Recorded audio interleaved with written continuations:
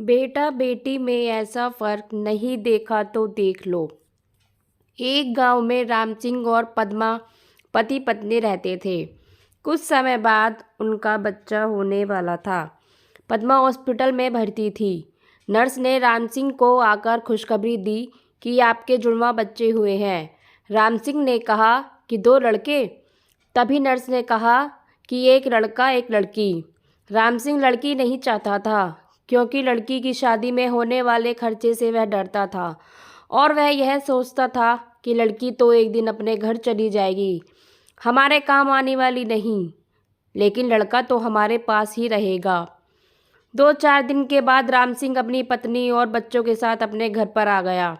वह ज़्यादातर लड़के को ही खिलाता था और उसके साथ ही ज़्यादा समय व्यतीत करता था। पद्मा को यह बात पसंद नहीं थी।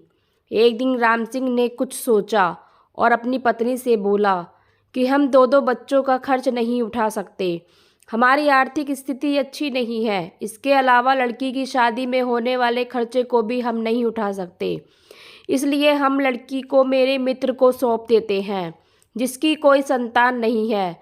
वह हमारी लड़की को हमसे भी अच्छे से पालेगा, क्योंकि वह बहुत अमीर है।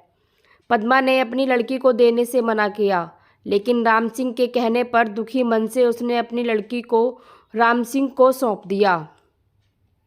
राम सिंह ने लड़की को अपने मित्र की बीवी को सौंप दिया। बच्चा पाकर वह बहुत खुश हुए। इसके बाद समय बीतता गया। राम सिंह अपने लड़के को अच्छे से पाल रहा था और उसकी हर इच्छा को पूरा करता था। लड़का जब 20 वर्ष का हुआ तो उसने राम सिंह से बाइक दिलाने की जिद की। राम सिंह ने अपनी बीवी के गहने बेचकर उसके बाइक दिला दी।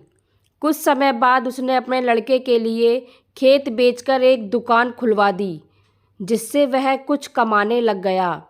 फिर कुछ समय बाद उसकी शादी भी करा दी। शादी के बाद राम सिंह के लड़के का व्यवहार बदल गया। वह अपने पिता से बोला, आप मेरे ससुराल वालों को ताना मत मारा करो। रोज रोज वह किसी बात पर अपने माँ बाप से झगड़ा करता था, कभी किसी बात को लेकर तो कभी किसी बात को। एक दिन उसने राम सिंह और पद्मा दोनों को उन्हीं के घर से निकाल दिया। बहुत समझाने पर भी वह नहीं माना। राम सिंह और उसकी बीवी ने हाथ पैर तक जोड़े कि हमें इस घर से मत निकालो, हमारे पास और कोई घर या कोई जरिया नहीं है कि हम अपना पेट पाल सकें। लेकिन उसके बेटे ने एक ना सुनी। राम सिंह और उसकी पत्नी घर से निकाले जाने के बाद एक मंदिर में गए। वहां पहुंचकर पद्मा ने राम सिंह को कहा कि मंदिर का प्रसाद खा लेते हैं, कुछ तो पेट भरेगा, उसके बाद कुछ सोचेंगे।